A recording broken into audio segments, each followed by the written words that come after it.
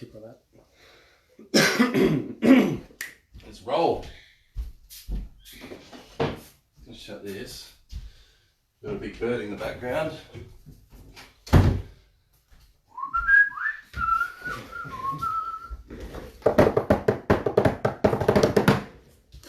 Let's rickety roll, Mr. Pearce. Okay, so it's going to be an epic one today. In the house. Welcome to the Daily B. Matty B and Andrew Pearce. What is self-realization? That's a good fucking question. Craig, I thought we'd get you on here, brother. Hey, good to see you guys. Tanya, lovely to see you. Let us know if you're watching the replay, where you're calling in from, what's going on in your neck of the woods. Whew, it is hot here today in sunny Noosa, Queensland. So kidding. Hey mate, how you doing? Good. I'm getting a feedback. Too easy, bro.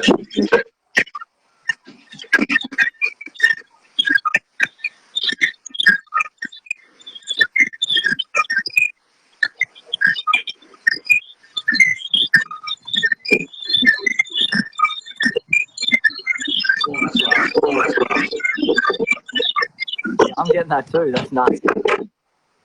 Have you got your headphones? Do you want me to put headphones in? Yeah. Jump out of the video and jump out of the video and jump back in with your headphones plugged in. Okay, cool.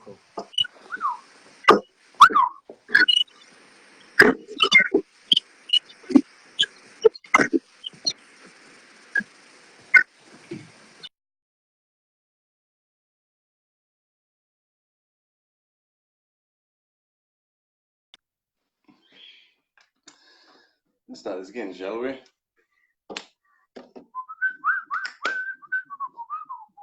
Welcome to the Daily B Show with Matty B and Andrew Pearce. He's coming to join us to explore self-realization, what that means, what that is, what it looks like, how to do it, how to be it, and everything in between. So it's going to be a very interesting conversation. Yesterday, here we go. How we doing? All sounded fresh? Yeah, it all sounds good. I was just sharing on my page. Sweet. Nah, beautiful, man. Lovely. Well, good to hear you nice and clearly. Good to see your beautiful face. And thank you for joining us on the Daily B Show, brother. Likewise, mate. Thank you for having me. Good to be here. Absolutely. Now, where are you calling in from? Whereabouts are you? I'm in Phillip Island in the south of Victoria.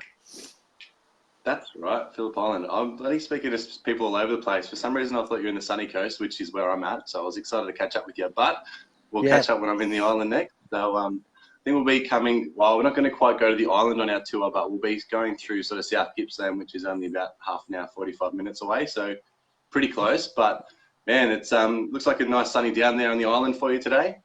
Yeah, nice sunny day. I won't be here for much longer, though. I'm flying to Bali on the 7th of May to do another stint there.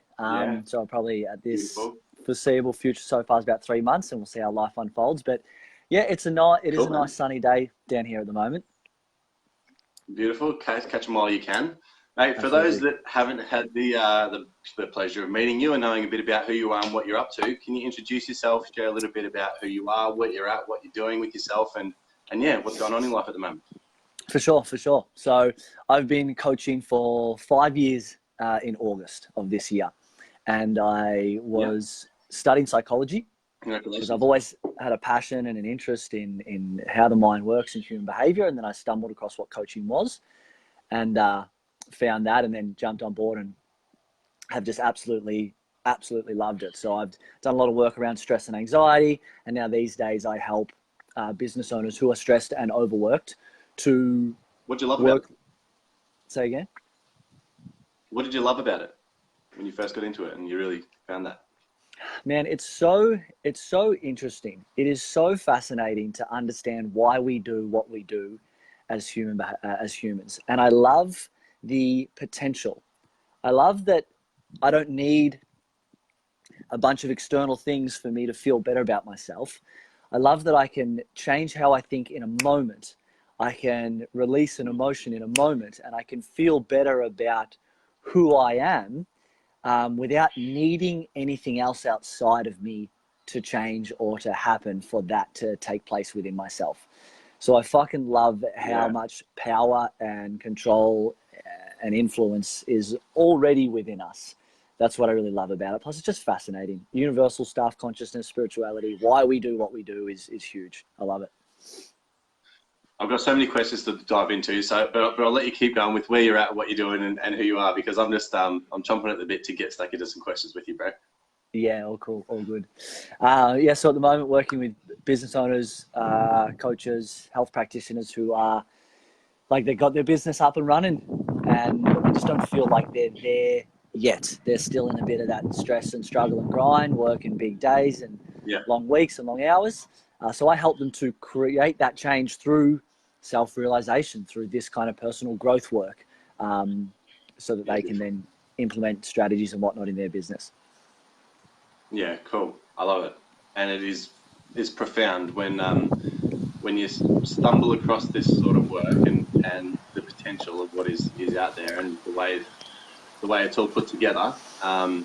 It's mind altering. It's life shattering. It's crazy, man. It's crazy. So totally. I want you to tell me about that process for yourself. Like you said, studying psychology, you're getting to understand the workings of the mind and the human brain and how we operate. But then you obviously came across the work that you're doing now. And what was that like for yourself? Like, explain to me where your mindset was and some of the challenges that you were facing, because I'm sure you would have been studying that type of work. And what shifted for you when you did stumble across this work that you're doing now? Yeah, for sure. So with the university studies, it was a Bachelor of Psychological Science. And within the first 3 to 4 months, what we were looking at were, the synapses within the brain, the neurons, and that side of things, the psychological science of it, not so much the human behavior of why we do what we do. And then on the university website, I read something about coaching, and I was like, holy shit, this is me all over. I knew that what I wanted to do, I'm like, fuck, I'd just love to be able to give people advice and get paid for it. That would be great. But it hadn't been labeled down or defined as coaching as of yet. And then when I discovered what coaching was through the university website, I transferred into it for the second and third year.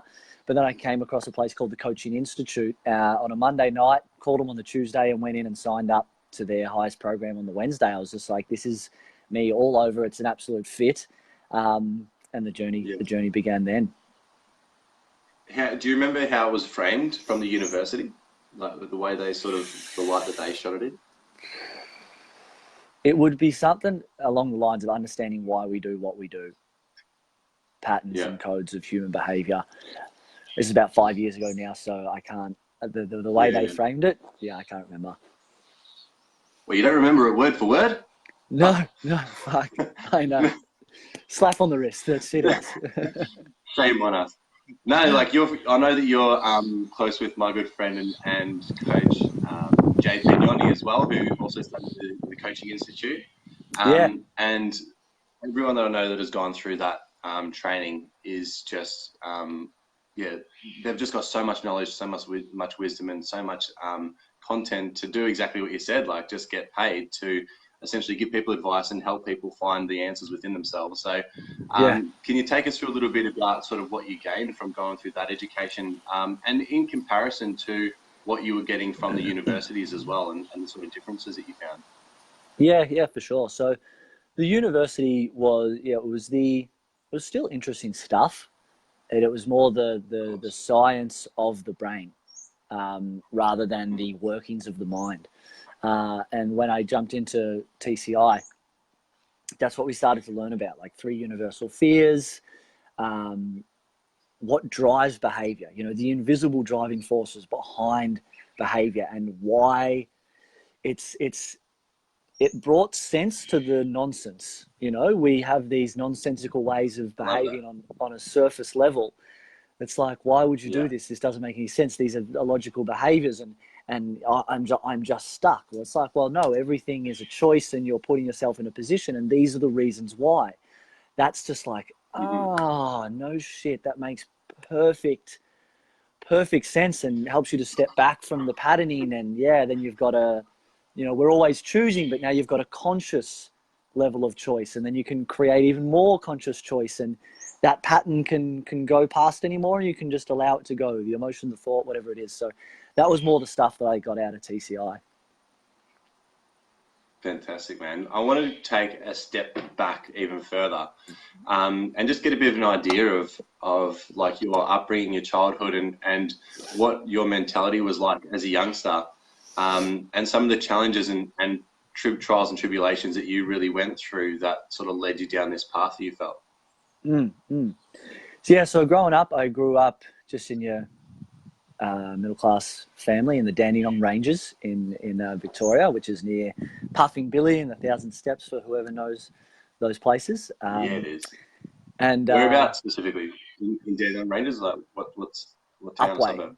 Suburb was called Upwey. Upwey. Yeah. Okay. So very cool. Our family's from Malumba originally.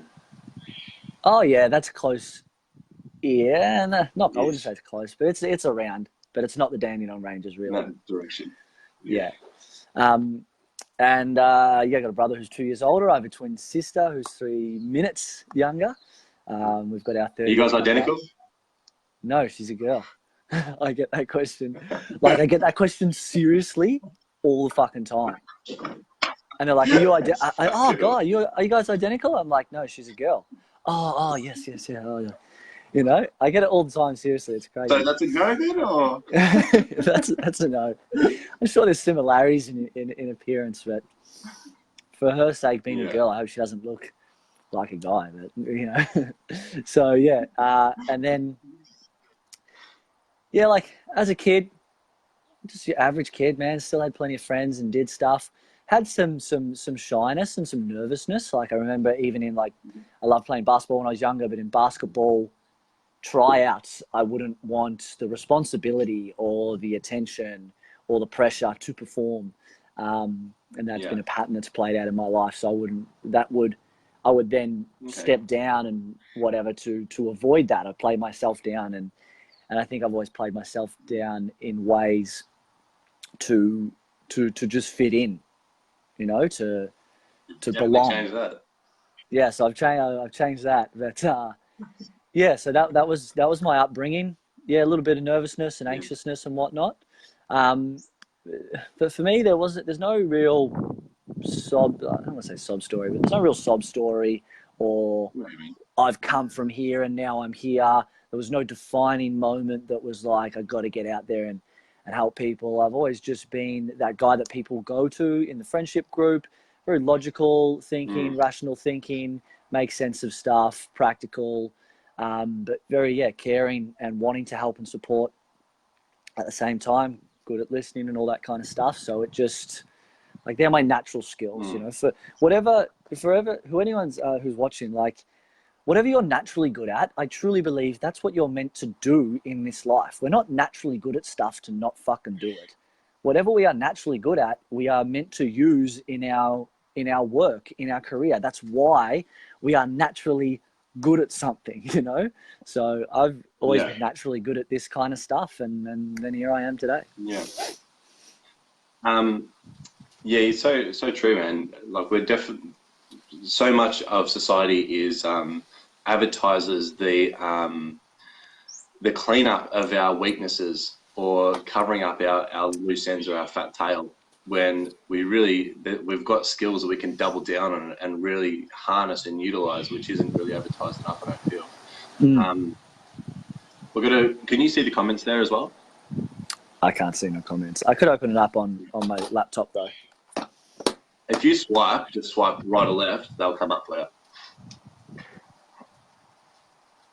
Lucy's got one that I think is pretty good. So she said, have you embedded these new behaviors, habits that you've learned into your life completely, or are there still times where you need to psych yourself out of old habits and back into reason? Yeah, good question. So there's a bit of both along the journey, really. I think we have these emotional pockets of feeling and negative energy that really is the emotional charge behind a behavior. And I could teach someone the principle of attachment, and they could understand it perfectly, yet being non-attached is, can be quite difficult because there's a strong emotional charge. And you might revisit a behavior more than once as you dig deeper and deeper and deeper and deeper. More than likely. More than likely, yeah. But then sometimes there are shifts where you just don't think in a particular way anymore. You don't get nervous about a particular thing. You don't behave in a particular way. And from my experience, they've just shifted and it's gone and it's done. But then there can be some repetition in the pattern, and then there can be a psyching yourself out of the old habits or whatever modality you use to get you going. So to answer that, it's like, yes, sometimes so you can get some and they're just gone. There's some that are deeper, and so they repeat for a bit longer, but then they can be gone as well. And there are times when you still need to push through in life. I don't think it's the best approach, but sometimes it is the best approach in that particular moment. So yeah. Do you, speaking from my experience, and tell me if you'd sort of subscribe to this as well, is where we can work on, like said, say, an anxiety of some sort, or an attachment, and then we do have that instant reframe and shift that does sort of change our feeling, our thoughts and our behaviors in that direction. But then there can also be different anchors. It's a little bit witty, man. Don't stress too much. It's not too bad. Cool. But then there can be different anchors in life that sort of trigger a similar behavior. So then we may have completely been able to clear one on one side on one hand, but then there could be a different anchor or a different experience that brings about a similar behavior. So it's not that it hasn't happened. It's just that there's multiple things that sort of bring about similar sort of behaviors or similar thought patterns, similar emotions. And so you just get this another thing to sort of work on at that point as well. Yep, 100%. It's like you can dig deep and hit what was at the core. But, I'm 29, I'm almost 30. So there's a bunch of shit going on in my subconscious that I've got no idea is there. I know that there's stuff that I don't know is there.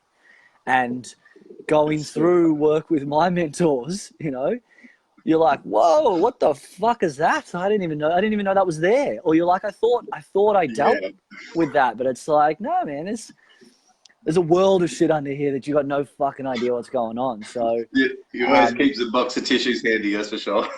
Yeah, exactly. It's what I want to share with people here is if you hit there, get excited. So something has happened. You're like, oh, I'm at this again.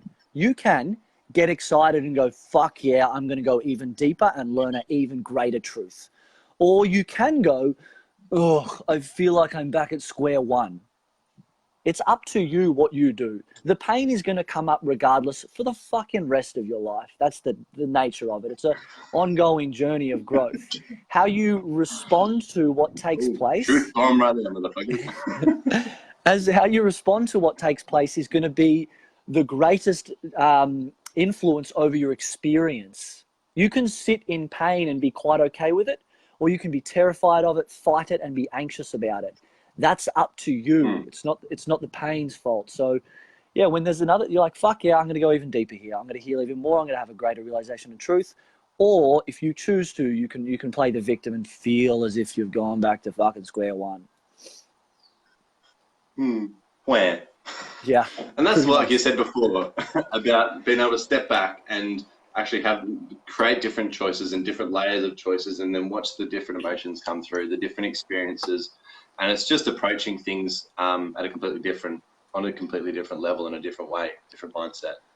Yeah. Yeah, bro. I want to ask you and get you to share a little bit about what you remember your mindset and your being, your essence to be like, and what it was like prior to this work, prior to the notion of self-realization and understanding it, and even the journey itself, and where you were at and what life was like for you back then? Yeah. For a long time, my mindset was, I just don't want to struggle. I don't want to wind up in a job that I'm unhappy with and a life or a relationship that I'm unhappy with where I'm struggling and I feel trapped. And I'm a man, obviously, but I'm also predominantly identify with the masculine energy. And the masculine energy wants to feel freedom in the nothingness of consciousness. And even having to put petrol in the car at times can feel like an obligation and something that has you trapped in. So there was just, I was like, I just don't want to struggle. And, when I was younger, I was like, I'm going to get a house early, wanting to get the safety and the support, get that stuff sorted. But I was into personal development and reading the books, different ways of thinking since I was about 18. I remember thinking when I was younger, I'm like, I've got an advantage on everyone because of the way that I think. I had a big bit of ego around it because I'm like, I think differently. This is going to be an advantage for me. I wanted to get out in the world, to travel and experience. I certainly had my philosophies on life at that age. Really valued like honesty and respect. I saw the power of experience as well. And really just wanted myself to be as true to myself as possible, and same for others. I've always wanted to feel as comfortable within myself as I can, and I'm still on that journey. And that's really what I want for people, is the ability to know that at the end of the day, you've got yourself to fall back on. The world would be incredible if that's what we had within ourselves. Well, we do have it within ourselves, if that's what we were aware of and accessed. So yeah. So what do you find now? Sorry to cut you off. That's a really good, clear picture painted as well. I'm sure there's a lot of people who can relate. I know I definitely can. What are, just out of interest, what are some of the things now that you find yourself that you challenge you and take you out of your comfort zone?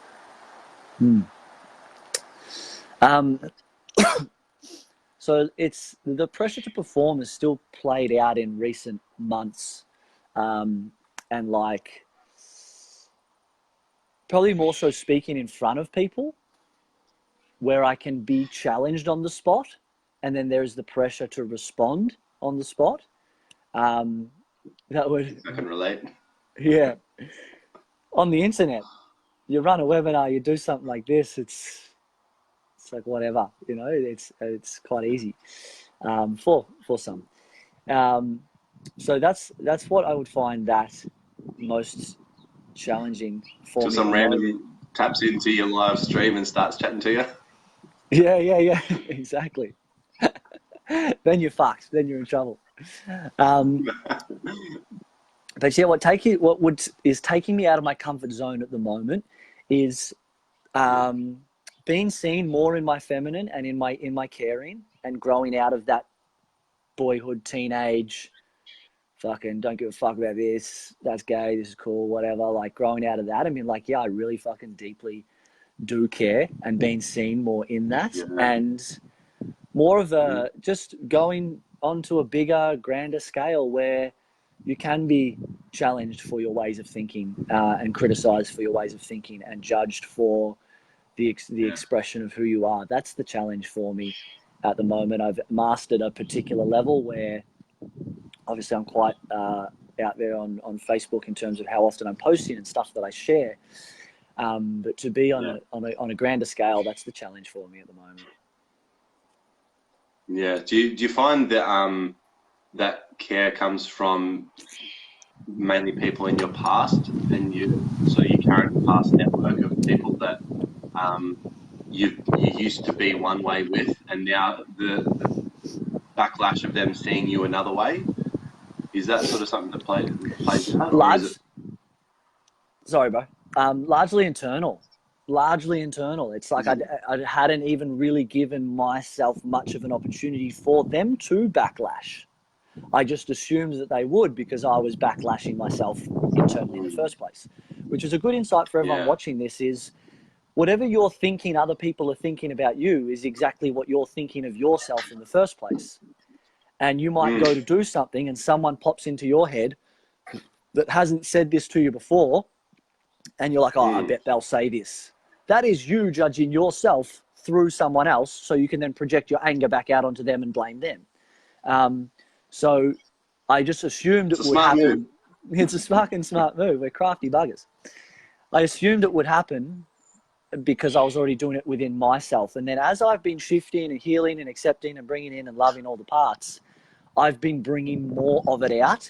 And I'm in a position now within myself where I'm totally willing for the ones who no longer align to drop off. Whereas for a long while I wasn't. And I am being more of me and bringing out more of my feminine spirituality, caring side, and it's been received well. And there's a new tribe coming into my life as well, which is really cool and exciting. So I forget the question, but I feel like I've answered it. That's right. It's perfect. So that fear, right, of people like needing to drop away or needing to sort of lose people out in our lives, have you recognised and sort of felt a sort of organic shift of people just naturally and effortlessly sort of falling away as new people are entering into your tribe? Have you found that, or has it been more of a rigid forced thing, or just a real natural progression, do you find? Yeah, it's in terms of the external of what's taken place, there hasn't been a huge drop away as of yet. It might, the shift within myself is only just in recent months, 2 to 3 months maximum. So life could still be playing out in the process. You know, I'm off to Bali on the 7th. But I'm certainly, you know, I spent a lot of time in Bali last year. I've been living down the island by myself for 2 months now. So the contact hours is different. I still want, there's not anyone in particular in my life that I'm like, I want them to drop off either. I'm done with it. You know, there's nothing of that nature. Yeah. But if something does take place, sure, it will be in the next couple of months. But for now, I'm feeling very cruisy and flowy about the whole process. Everyone in Andrew's network, you're on notice. Yeah, man, smarten up your fucking act. You've been warned. No, but it is, and that's the reason I like bringing up this topic as well, is because so many people do come to me like, oh, there's so much negativity in my life. I don't want these people in my life. I want to sort of have this sort of type of environment.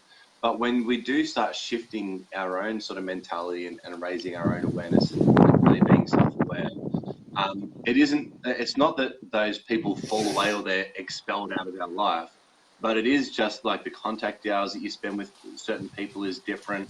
The interactions that you're having with people just start to shift. The level of communication, the conversations you're having is shifting.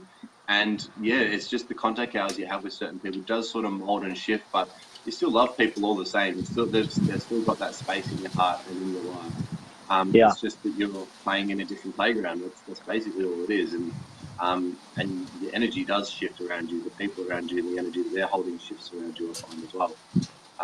But it's an organic and beautiful thing. And it's an example of how when we're working on ourselves and making ourselves our sole priority, that's when the shifts start to happen. It's never about trying to change the world around us or fuck people off out of our life or try and bring new people in. It's all about our own perspective and our own reality and working within. So on that note, I want you to share a little bit, about the self-realization. What is it to you? What does it mean? What's the power of it?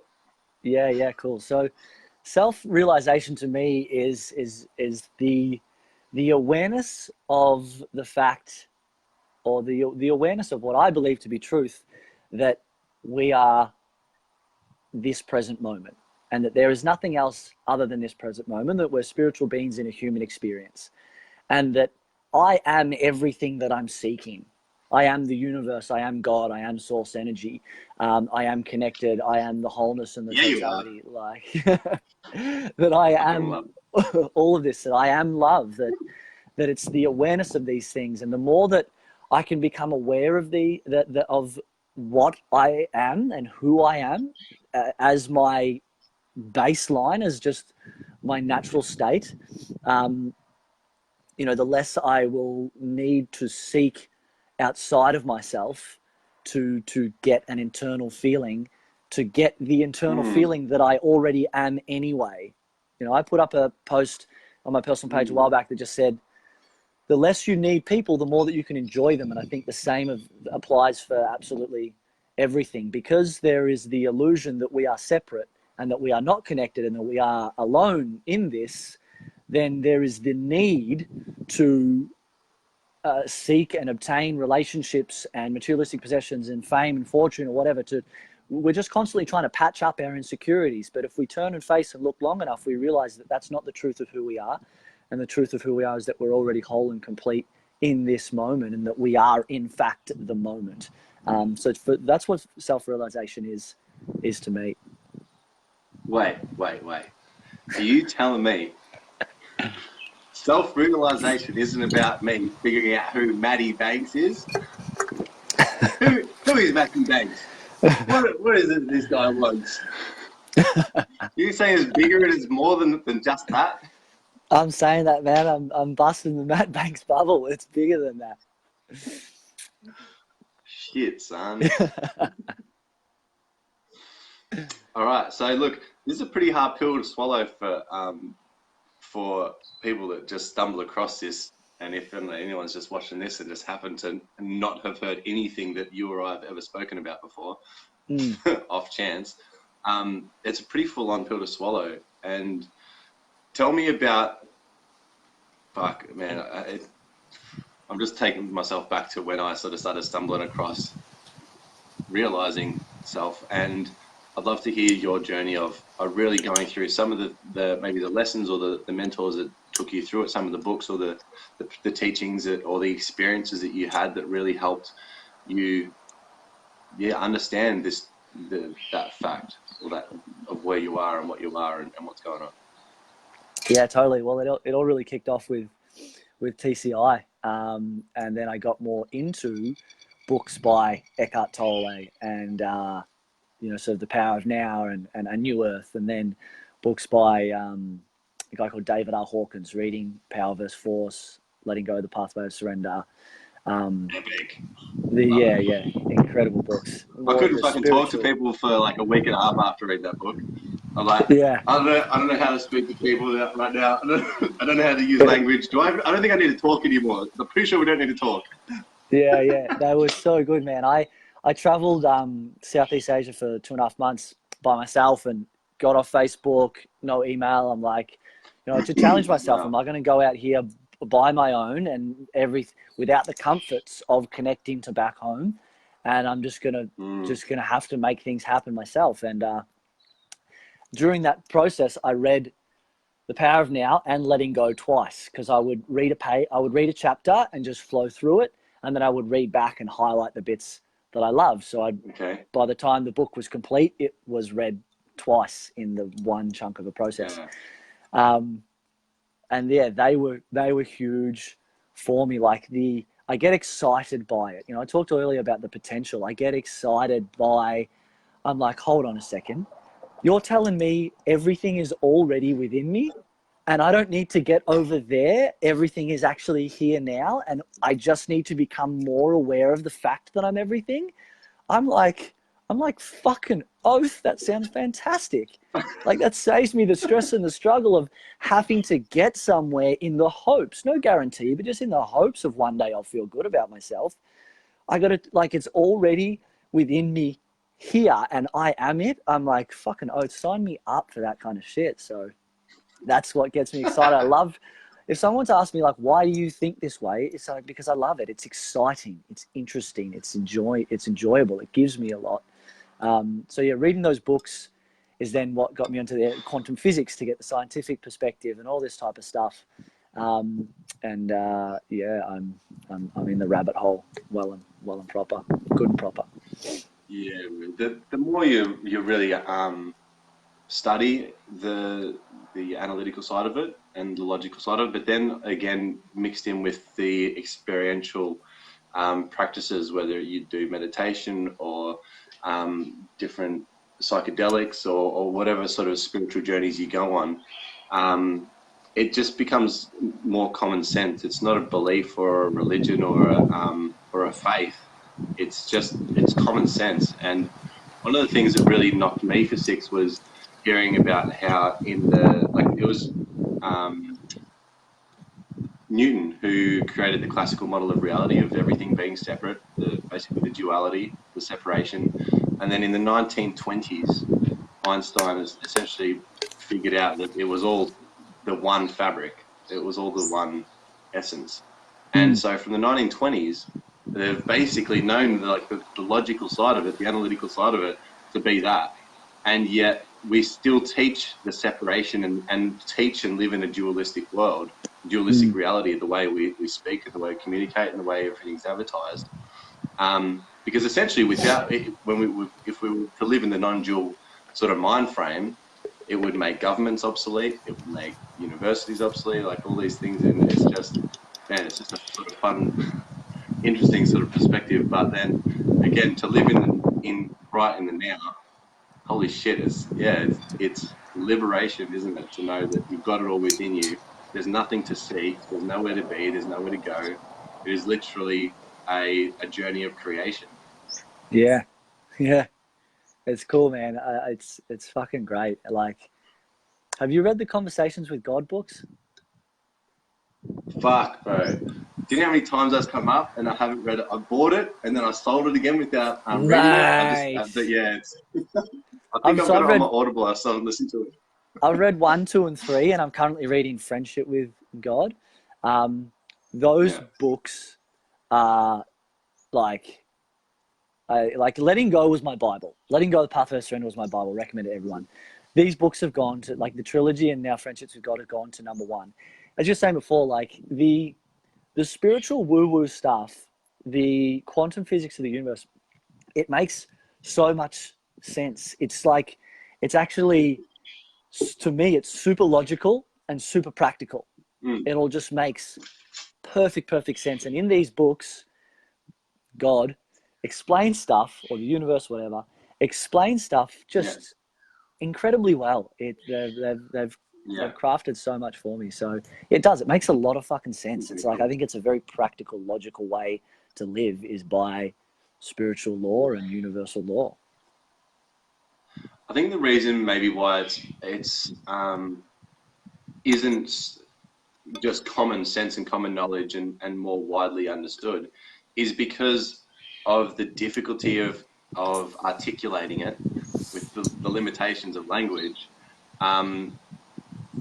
to sell people on the concept to begin with, to even start looking at it as a concept. Because when I started like reading and learning and experiencing, and I tried to talk to people about it, I sounded like a fucking idiot. Like, you get more sense out of a 4-year-old than you would have had me. So people are like, mate, you're a fucking nutcase. Like, whatever you're on, I'm not buying it. I was like, wait, you don't understand. Buy it. Buy it. It's good. Sitting on the apple box preaching the Lord. Yeah. Just blind, holding a fucking Letting Go book.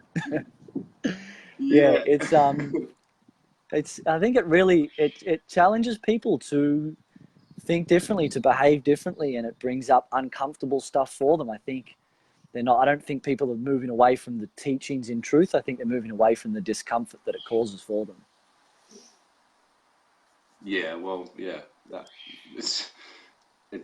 It's fucking completely shatters reality of the one that we're brought up to believe. It does, yeah. Completely.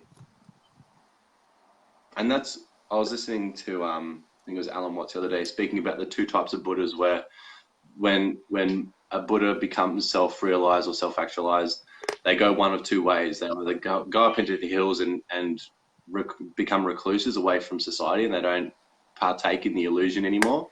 Or they go back down the hill and they spend time just basically playing the part and playing the part of the actor within the society, just to sort of share and sort of drop little pebbles of knowledge here and there, just as part of playing a game, really, and just to enjoy the game of it, of the illusion. But it's an interesting concept, and fuck, man, like you said before, it's a never-ending journey.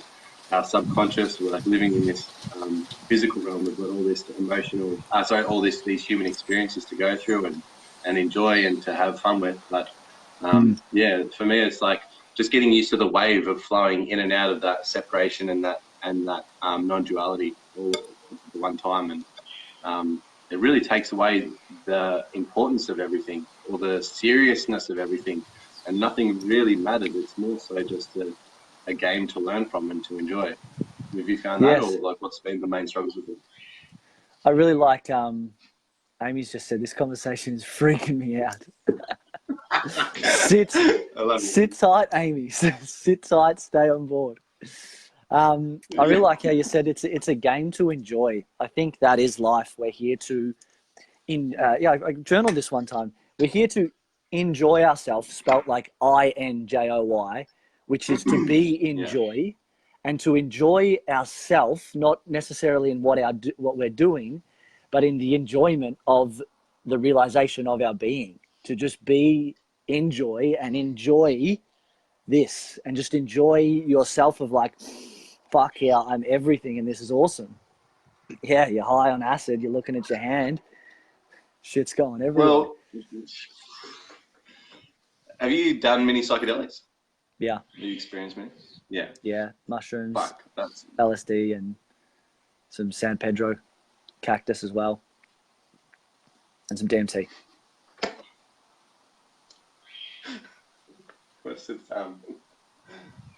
What's his name from Fear and Loathing? Hunter S. Thompson. Yeah, righto, Hunter S. Thompson. Short answer is yes. When you get caught in a serious drug collection, you just tend to take it to the furthest limits. Short answer is yeah. I've explored definitely to explore consciousness. I think they're very beneficial tools for that. A lot of people, there's the ayahuasca that people use in healing. There's like hear about Tom Ferriss talking about microdoses of LSD and stuff like that. There can be mushroom, psilocybin or whatever it's called, mushroom retreats for healing and process. A lot of Joe Rogan and Mike Tyson were talking about DMT lately. The Joe Rogan podcast when Mike came on. I think there's beneficial healing properties of it's an expansion. I think it brings you closer to the truth, the ultimate reality. It fucking spins shit on its head. Hey, it's crazy. Yeah. Yeah. I wasn't going to go down that path, but we can. Fuck, man. The reason, like, I was looking at my hand, I actually had a dream last night even. It was about explaining to someone, we've got this tour coming up, and I just imagined myself explaining to people about perspective and the nature of perspective, how we look out up at the stars and we see all the space, and we call it space out there as well. But literally the space in between all the stars is the same sort of ratio of the space between all the atoms and the electrons and energy within our physical, what we look down and see as our physical being.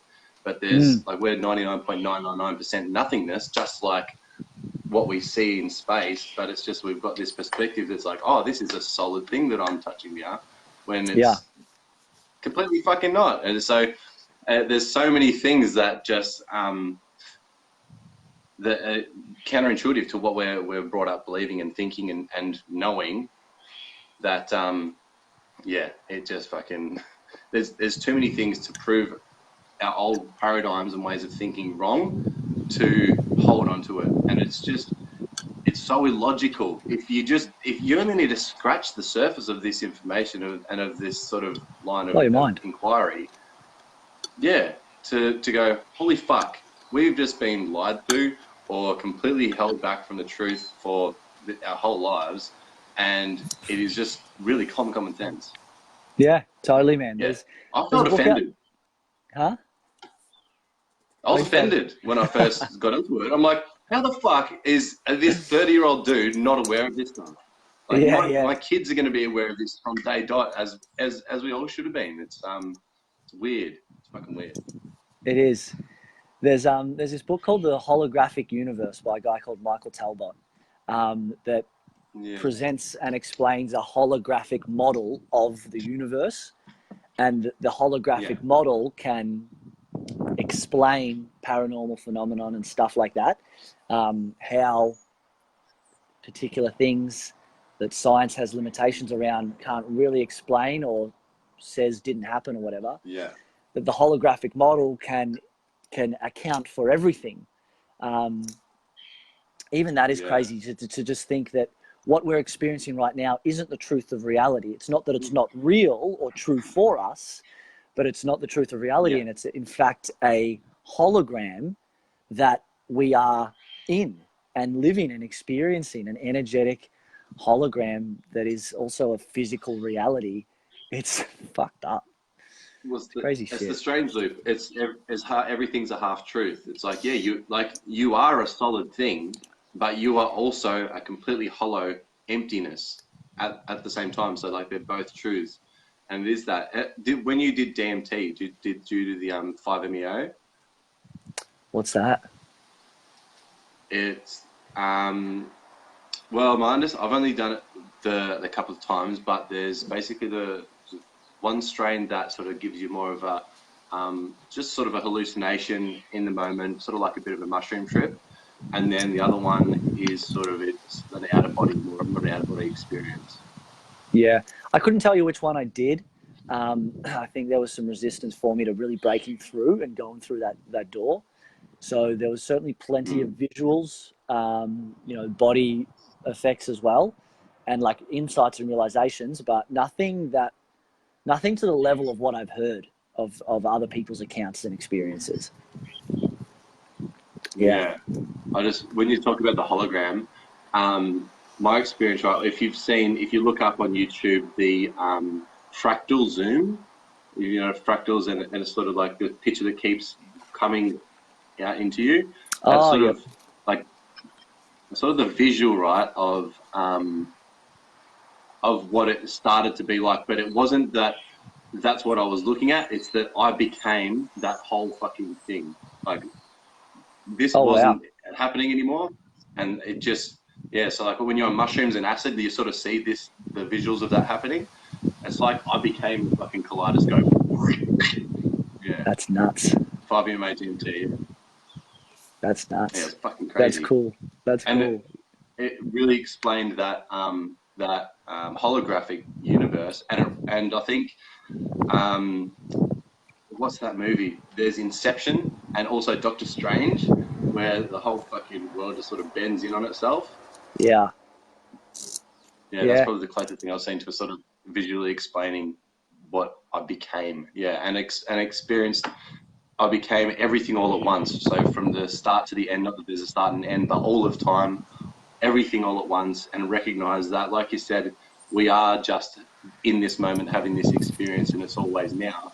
It's sort of flowing out like this, fractally zooming out from us. So that's where like the Eckhart Tolle is talking about the future pacing and creating that gratitude for the future is sort of drawing that into us instead of living from the past, which most of us are doing, is just creating our reality from past experiences as well.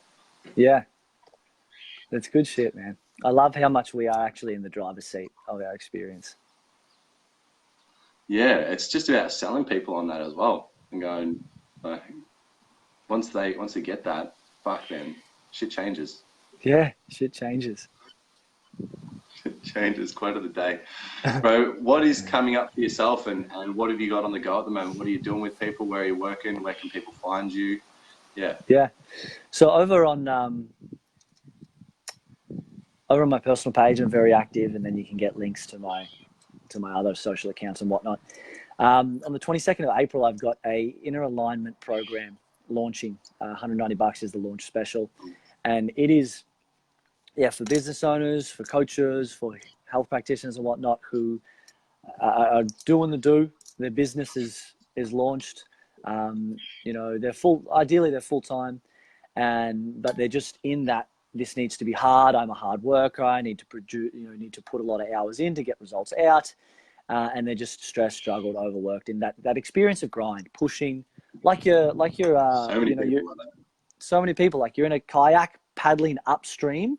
So you've got to work your fucking ass off. You've got to put twice as much in to go up against the stream.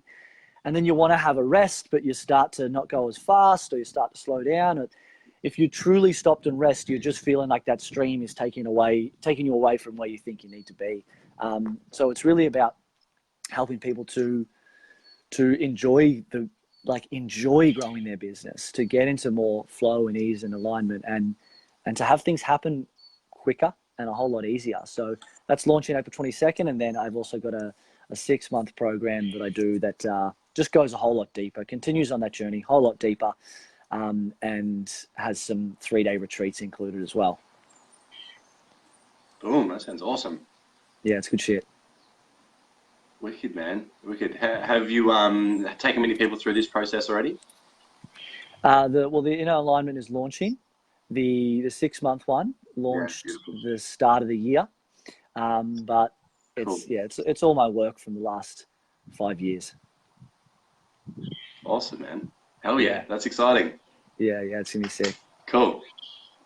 All right. So, look, you've got there's a link to your page in the bio. So anyone reach out, connect with Andrew, and definitely get in touch. Digest the content that he's been putting out, because it's fucking awesome. Take a sneaky peek of me jumping in on one of the calls the other day, which was really awesome too, and I appreciate that. Yeah. And man, look, I appreciate you being here. Thank you for your time. I'm really looking to catching up in person and getting deeper and darker into whatever else is coming up for us, because it's been a wicked conversation so far in only an hour. So I'm sure so much more will come up with more time as well. But is there something you'd like to sort of leave people with, a word of wisdom, or anything that sort of come into that you'd just like to bestow on the audience before we go? Just like, you are the answer. You are what you're seeking. And you need to turn and face and look within. That's where everything is. So, and that's when everything you want will come to you, when you realize that you are already it. Boom. 100%. I love it. Yeah. Thank you so much, brother, for joining us. I appreciate it. Thanks for having me. And guys, thanks for watching. Look forward to seeing you guys tomorrow. And bro, I look forward to catching up soon. You too, man. Thanks for having me. Take care. Thank you. Bye.